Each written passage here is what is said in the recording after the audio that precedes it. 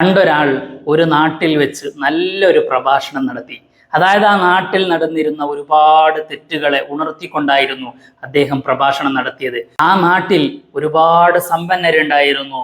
ഒരുപാട് പേരെ ആകർഷിക്കുന്ന തരത്തിലുള്ള പല പ്രവർത്തനങ്ങളും ആ നാട്ടിൽ നടന്നിരുന്നു. പക്ഷെ ഇദ്ദേഹത്തിന്റെ പ്രഭാഷണം കേട്ടപ്പോഴേക്കും അവിടെ ഉണ്ടായിരുന്ന സാധാരണക്കാർക്ക് ഓരോരുത്തർക്കും മനസ്സിലായി, ഈ സമ്പന്നര് മുഴുവൻ പേരും നമ്മളെ ഇങ്ങനെ ചതിച്ചുകൊണ്ടിരിക്കുകയാണ്, നമ്മളെല്ലാവരും പിഴവിന്റെ വഴിയിലൂടെയാണ് എന്ന് എല്ലാവർക്കും മനസ്സിലായി. പക്ഷേ അദ്ദേഹത്തിനിക്ക് മറുപടി പറയാൻ അവിടെ ഉണ്ടായിരുന്ന ഒരു സമ്പന്നനോ അവരുടെ കൂടെയുള്ളവർക്കോ ഒരാൾക്ക് പോലും കഴിഞ്ഞില്ല എന്നുള്ളതാണ്. അദ്ദേഹം തിരിച്ചു പോകുന്ന സമയത്ത് അദ്ദേഹത്തിനിക്ക് ചെറിയൊരു അബദ്ധം സംഭവിച്ചു. അതായത് സ്വാഭാവികം എന്നോണം വന്നു പോകുന്ന വലത് കാലിലേക്ക് ഇടേണ്ട ചെരുപ്പ് ഇടത് കാലിലേക്കും, ഇടത് കാലിലേക്ക് ഇടേണ്ട ചെരുപ്പ് വലത് കാലിലേക്കുമാണ് ഇട്ട് അദ്ദേഹം പോയത്.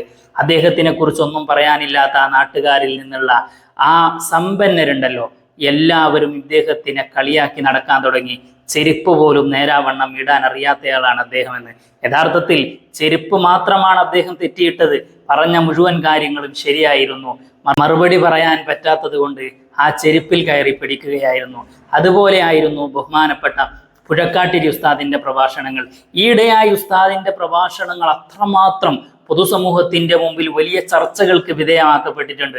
ലിബറലിസ്റ്റുകളുടെ ഓരോ ചിന്താഗതികളും ഭീമാബദ്ധങ്ങളാണെന്നും അത് ഓരോ മനുഷ്യനെയും ധാർമ്മികതയിൽ നിന്ന് അധാർമികതയിലേക്കാണ് നയിക്കുന്നത് എന്നും ഓരോരുത്തർക്കും, പ്രഭാഷണം കേൾക്കുന്ന ഓരോരുത്തർക്കും മനസ്സിലാകുന്ന തരത്തിലായിരുന്നു ഉസ്താദിന്റെ പ്രഭാഷണങ്ങൾ. പക്ഷെ അതിനൊന്നും മറുപടി പറയാൻ പറ്റാതെ, ഒരു സംവാദവും നടത്താൻ തയ്യാറാവാത്ത ഇവര് ഉസ്താദിന്റെ ഒരു വാക്കിൽ പിടിച്ചങ്ങ് തൂങ്ങുകയാണ്. നിങ്ങൾ എന്തൊക്കെ പറഞ്ഞാലും റൂഹുള്ള കാലത്തോളം ആലിമീങ്ങൾ മതം പറഞ്ഞുകൊണ്ടേയിരിക്കും. ആവശ്യമുള്ളവർക്ക് അംഗീകരിക്കാം, അല്ലാത്തവർക്ക് നിങ്ങളുടെ ഇഷ്ടത്തിനനുസരിച്ച് ജീവിക്കാം.